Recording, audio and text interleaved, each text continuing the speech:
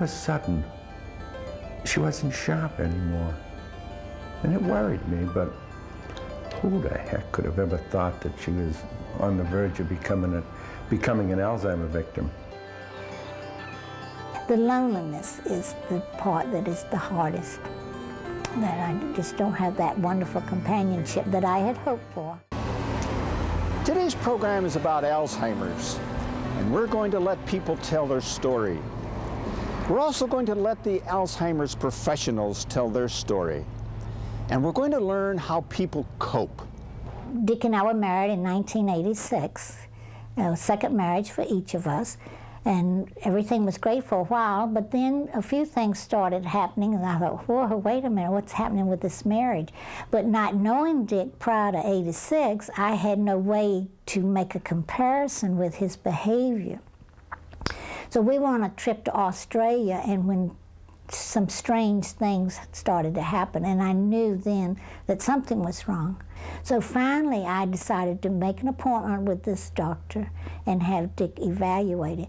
But before that appointment came up, Dick had a second heart attack, was rushed to the hospital, and underwent a four-way heart bypass. So at the same time he was recovering from his heart attack and four-way bypass, he was diagnosed with Alzheimer, and that was in September of '91. But when I met him, it was such a joy. He was such a bright man, and he was like a walking encyclopedia, and he opened many new doors for me. We loved to travel, and after we were married, we went to China and to Russia and to Australia, and then some national parks in the United States. It was all wonderful. We had a wonderful time, and it was, you know, hey, I've got a man to hold my hand and we'll walk into the sunset. So that is where my grief is, you know, that I've lost this beautiful friendship. And it gets very lonely because the communication shuts down. And it's very difficult to talk, or if you know, something happens wonderful and you want to share it. Well, it's just impossible to share something very close with these people. Nick Gusha cares for his wife Bernice at the Villa Rancho Bernardo nursing home in San Diego. Well, you know, there weren't any real signs until about 11 years ago. And she went to the supermarket to stock up on food, and she couldn't sign the check. So she came home terrified.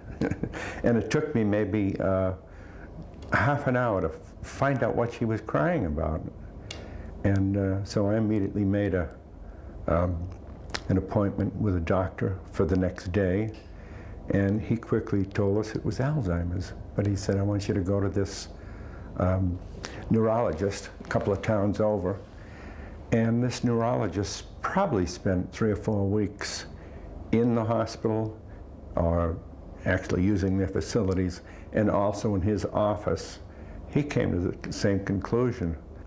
Dr. Dominic Adario is a clinical professor of psychiatry at the University of California, San Diego School of Medicine. In plain language, early on, people start noticing often that a person's having difficulties, the spouse, the family member, that they're misplacing things, that they're making conclusions that may not be based on the real information, that they're withdrawing. Sometimes people will become more cautious. They'll start not wanting to go out, not wanting to be around friends that they used to enjoy, because they're subtly noticing that they're faltering in their thinking. So those are some of the early signs. So it really, the whole thing came very, very quickly. Bang, bang, bang. Although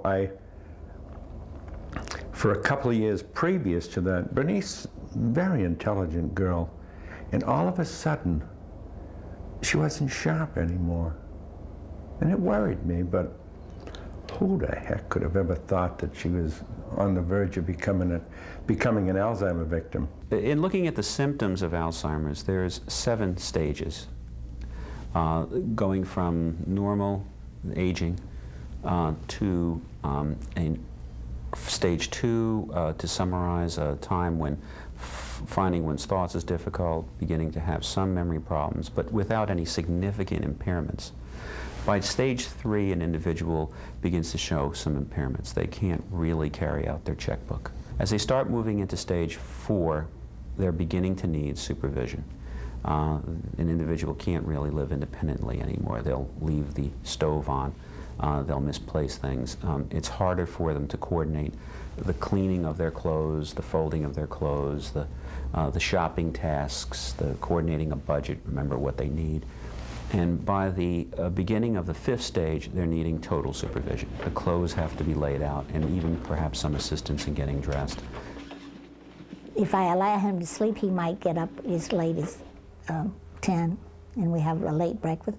There are other times when he's up at 6, and I don't even know he's up. And I've been dressing this man, and all of a sudden, he's fully dressed. So it's one surprise after another.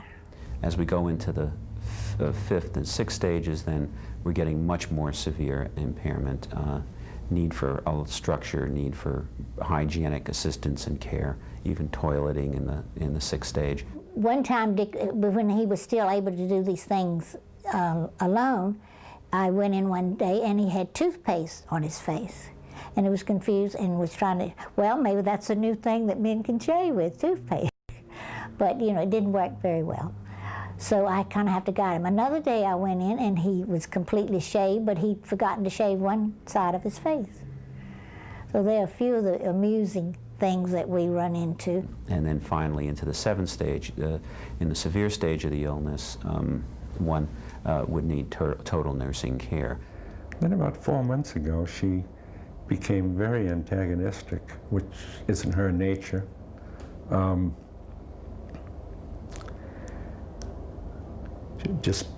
She was just angry and depressed, and she started beating up on people.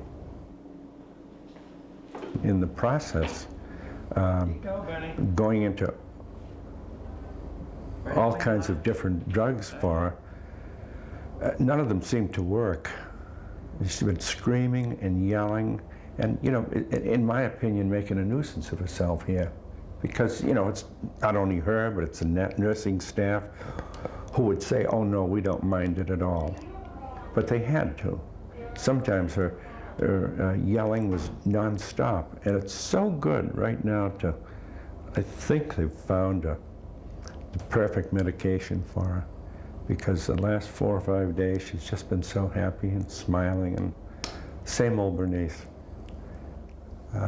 I just wish she were walking so that we could continue our walks and go out and get ice cream and go in the red car. She loved going in the red car. I'm a real fast thinker, and the first thing I had to learn was to clamp my mouth shut and allow him to speak when he had a thought.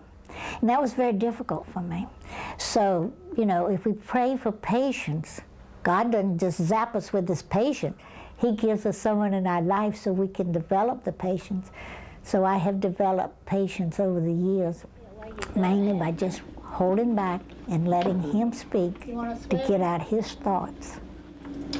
Put your head on.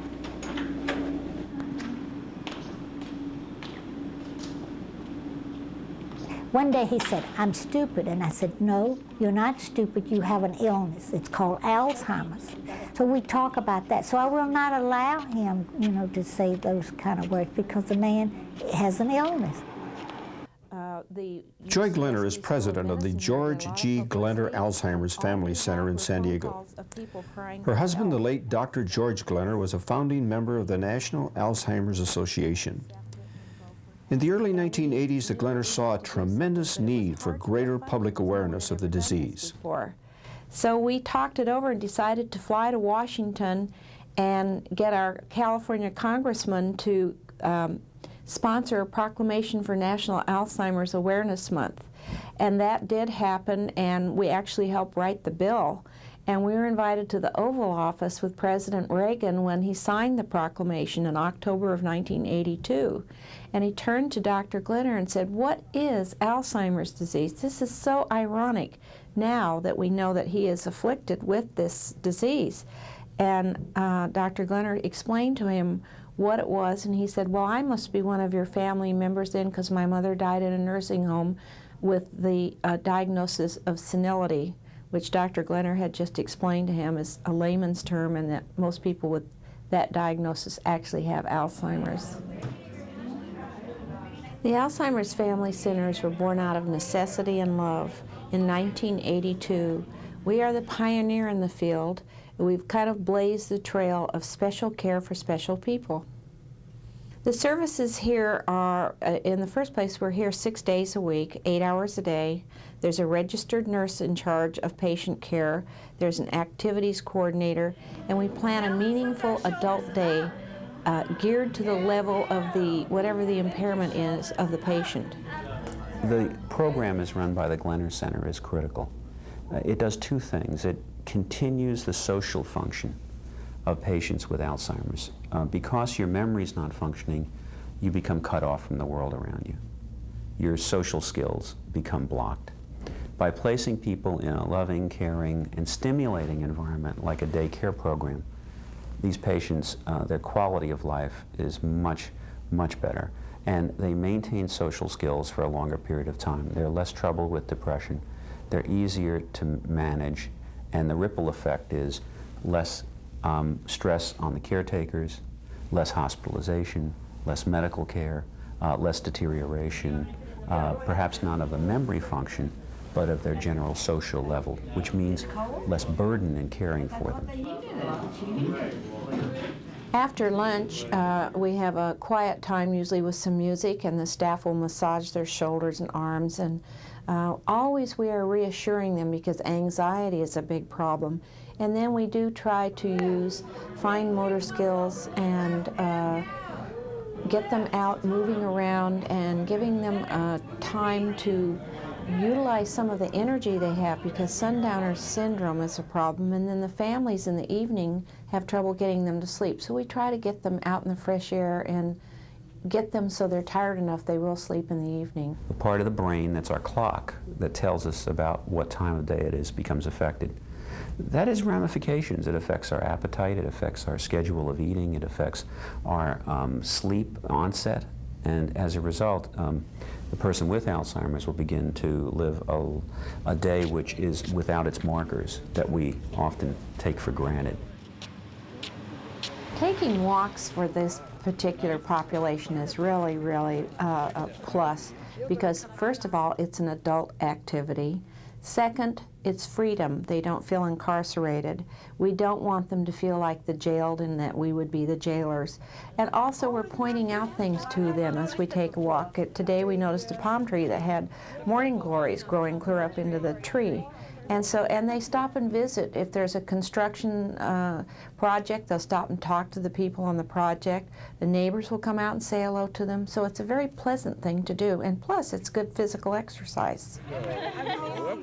I think that the intergenerational exchange is one that brings them joy, because most of them are grandparents, or their long-term memory is much better than their short-term memory. So maybe it brings back some memories of something that happened in their life earlier. Plus, it's non-threatening. Children are non-threatening, and they don't feel there's any competition or anything that they have to rise up to. As far as pets, pets just bring joy, I think, into anyone's life. They're friendly, sweet animals that just enjoy being petted. I get most of my support from the community services, the George G. Glenner support groups. I go there weekly, and I have a new circle of friends. Seem like your old friends, it's hard for them to understand. They say, "What can I do for you, LaRue?" And I say, "Well, really nothing except understand," and that's difficult for you. But if you just love me and understand that it's really hard. And some days I don't do very well. There's some days where I really blow it, you know. One day not too long ago, I really had to give Dick some tough love. You know, I just said, I am doing the very best I can on a 24-hour basis, you know, and this is what you get. And he seemed to understand that, and he pulled back a little bit. But some days it's really hard. I try to be as patient as I can, but being patient is hard, real hard. Well, I found out about the caregiver groups when we enrolled Bernice at the George Glenner Family Center. And that was a tremendous experience for the both of us. And it was just the greatest thing I think that I ever ran into was that caregiver group, because then I was able to find the direction that I needed to get her into a hospital. I think I visited 30 facilities before I brought her here. And but I don't know what I would have done without the caregiver group. Meeting these people, they're all wonderful. I don't think I've ever met more wonderful people in my life than those associated with Alzheimer's. Yesterday's a different story. It's just, I don't know, I think Jesus sent him to me. We lose our function like we learned it, which is an interesting part of Alzheimer's. Just as the child begins first to find their hand coordination in the first couple of months of life, begin to be able to grasp things, it may take a couple of months to even learn how to bring things to one's mouth, and then we begin to move towards simple sounds, words, movements, and then by the perhaps a year stage we're walking. Alzheimer's loses those functions in the same way that we learn them. So that's still a mystery we have to understand better about what this disease does. A very major part of our program is to treat these people as adults. And we do a thorough background check. We interview the family for 2 to 3 hours at the time that they're enrolled into the program. And by the way, the family caregiver is enrolled in the program at the same time, because there's a high morbidity mortality rate from the stress and burden of this long-term care. In many families and long-term marriages, they have a support system of the family. But with Dick and I, in a later marriage in our life, we don't have the family support. So I do have to rely on the community services, but there are many.